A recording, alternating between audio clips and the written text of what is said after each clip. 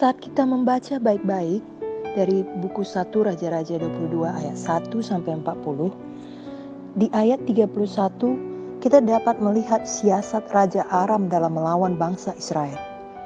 Ayat ini berbunyi, "Adapun Raja negeri Aram telah memberi perintah kepada para panglima pasukan keretanya, 32 orang banyaknya demikian.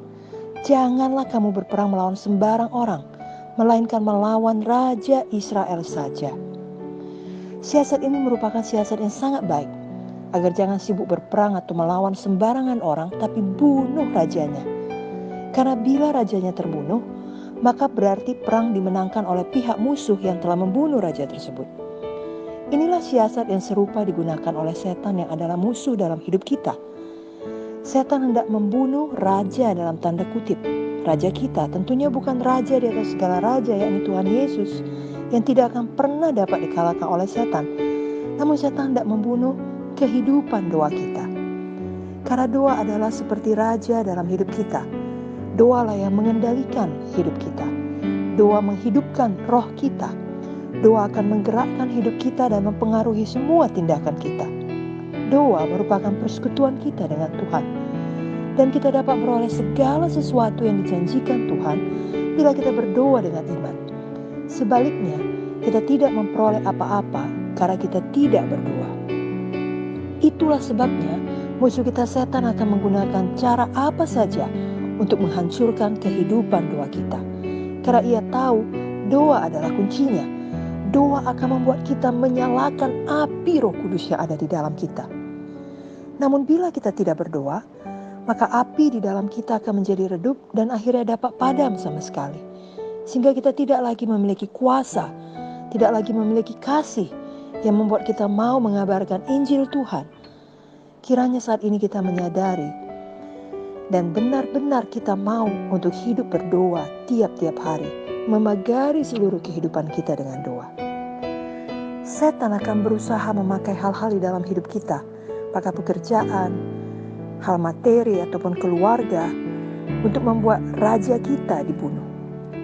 Bisa jadi ia membuat begitu banyak persoalan yang mengganggu kita dalam pekerjaan dengan tujuan supaya kita kehilangan kerinduan untuk berdoa ataupun merasa terlalu sibuk untuk berdoa.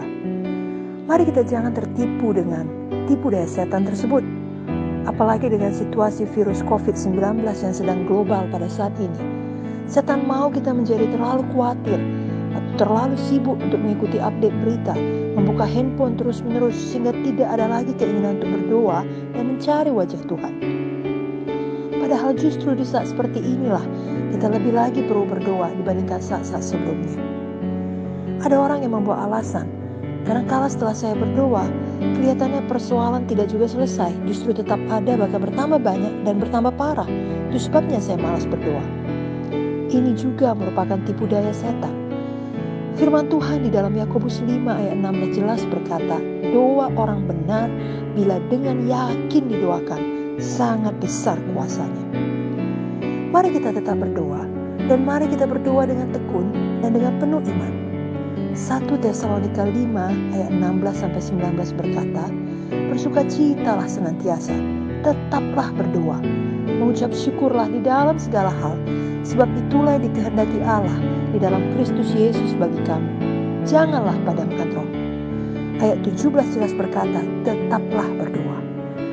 Dan dari buku Lukas 18 ayat 1-8, bila kita membaca baik-baik, firman Tuhan ini mengajarkan kita untuk berdoa dengan tidak jemu-jemu dan dengan iman. Saat ini, nyalakanlah api Roh Kudus dengan banyak berdoa. Di dalam buku Keluaran 19 ayat yang ke-9, 16 dan 18 dituliskan, berfirmanlah Tuhan kepada Musa, sesungguhnya aku akan datang kepadamu dalam awan yang tebal, dengan maksud supaya dapat didengar oleh bangsa itu, apabila aku berbicara dengan engkau, dan juga supaya mereka senantiasa percaya kepadamu. Lalu Musa memberitahukan perkataan bangsa itu kepada Tuhan, dan terjadilah pada hari ketiga, pada waktu terbit fajar, ada guru dan kilat dan awan padat di atas gunung, dan bunyi sangkakala yang sangat keras, sehingga gemetarlah seluruh bangsa yang ada di perkemahan. Gunung Sinai ditutupi seluruhnya dengan asap, Karena Tuhan turun ke atasnya di dalam api, asapnya membumbung seperti asap dari dapur, dan seluruh gunung itu gemetar sangat. Dari ayat-ayat tersebut, Tuhan datang dan bicara dalam awan tebal, dan memang ada guruh kilat. Namun Musa tetap mendekat kepada Tuhan.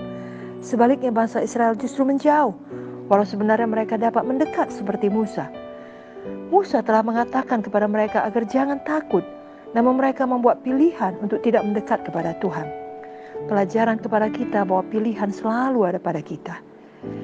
Dalam Keluaran 20 ayat 18-21 dituliskan, seluruh bangsa itu menyaksikan guru mengguntur, kilat sabung menyabung, sangkakala berbunyi dan gunung berasap. Maka bangsa itu takut dan gemetar, dan mereka berdiri jauh-jauh. Mereka berkata kepada Musa, "Engkaulah berbicara dengan kami, maka kami akan mendengarkan. Tetapi janganlah Allah berbicara dengan kami, nanti kami mati." Tapi Musa berkata kepada bangsa itu, "Janganlah takut. Sebab Allah telah datang dengan maksud untuk mencoba kamu, dan dengan maksud supaya takut akan Dia ada padamu, agar kamu jangan berbuat dosa." Adapun bangsa itu berdiri jauh-jauh, tetapi Musa pergi mendekati embun yang kelam di mana Allah ada. Embun yang kelam, awan yang tebal, guntur, ataupun kilat. Mungkinkah kata-kata ini semua juga cocok untuk menggambarkan situasi yang kita hadapi bersama saat ini, di saat pandemi global virus COVID-19?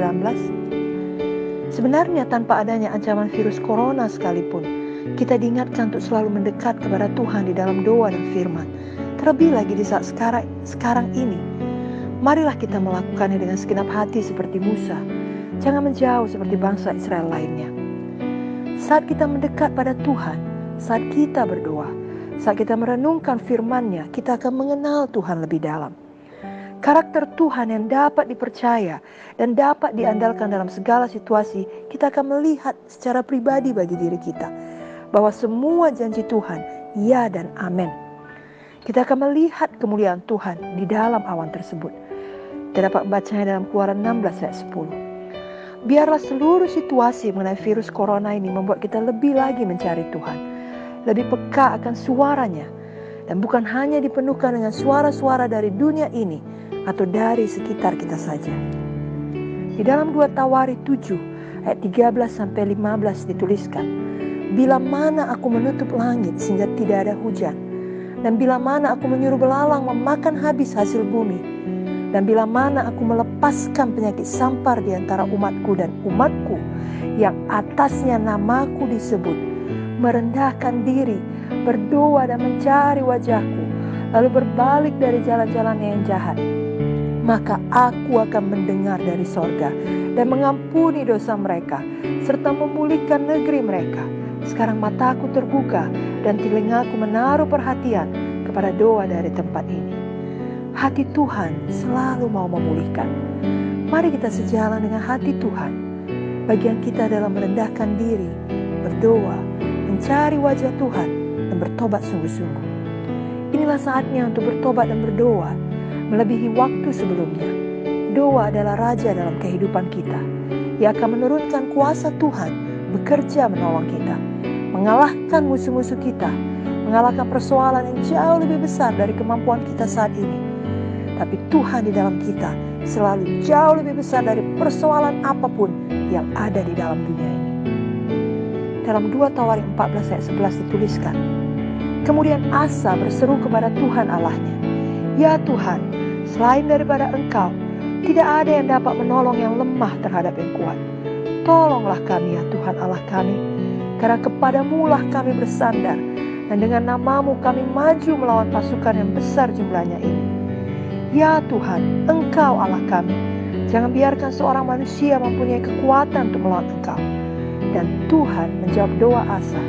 Dalam ayat selanjutnya dikatakan, Tuhan memukul kalah orang-orang Ethiopia itu di hadapan Asa dan Jehuda. Tuhan Yesus yang sama masih menjawab doa kita anak-anaknya. Ibrani 13 ayat 8 berkata, Yesus Kristus tetap sama, baik kemarin maupun hari ini dan selama-lamanya. Marilah kita terus berdoa tiap hari untuk pemimpin-pemimpin dalam pemerintahan kita, agar Tuhan memberi pimpinannya mengenai langkah-langkah apa yang perlu dilakukan untuk menghalangi penyebaran virus dan menjaga kestabilan ekonomi, bagi hidup masyarakat. Mari kita berdoa untuk pemimpin-pemimpin rohani di dalam gereja Tuhan, agar Tuhan memberikan pengertian untuk memberikan firman yang memenuhi kebutuhan jiwa-jiwa dan hikmat untuk terus membangun gereja Tuhan di saat sekarang ini dan tetap memuliakan nama Tuhan di segala situasi. Mari kita berdoa untuk semua pemimpin di bidang medis, supaya Tuhan membuka pikiran mereka untuk menemukan cara menghentikan virus ini. Kita berdoa untuk seluruh dokter, perawat, tenaga medis, juga sukarelawan sebagai garis depan yang menghadapi situasi saat ini, agar Tuhan selalu melindungi mereka, menguatkan mereka. Kita juga berdoa untuk semua yang sudah terinfeksi, agar mereka dapat berseru kepada Tuhan dan Tuhan mengaruniakan kesembuhan. Mari kita berdoa untuk pemimpin-pemimpin dalam setiap lapisan masyarakat dan di setiap daerah, agar dapat dipakai Tuhan, diberi hikmat untuk melayani masyarakat dengan baik. Dan kita doakan seluruh masyarakat terbuka hatinya untuk mematuhi apa yang disampaikan oleh pemimpin, sehingga ada kerjasama yang baik yang membawa jalan keluar bagi daerahnya masing-masing. Mari kita berdoa bagi jiwa-jiwa di seluruh Indonesia, bahkan di seluruh dunia, untuk berpikir mengenai kehidupan mereka dan mengenai kekekalan yang membuat mereka mencari Tuhan dan biar mereka dapat diselamatkan. Mari kita berdoa untuk semua anak-anak Tuhan, agar terus mau merendahkan hati dan sungguh-sungguh bertobat, menyadari bahwa hidup kita sepenuhnya sangat bergantung kepada Tuhan, dan agar dapat menjadi terang dalam suasana saat ini. Biarlah kita semua selalu memiliki kehidupan doa yang menang setiap hari, sehingga api Roh Kudus tetap berkobar di dalam hati kita, yang menggerakkan kita untuk selalu menyaksikan Injil kabar baik, membawa pengharapan kepada setiap orang yang mendengarnya, khususnya di saat sekarang ini. Amin.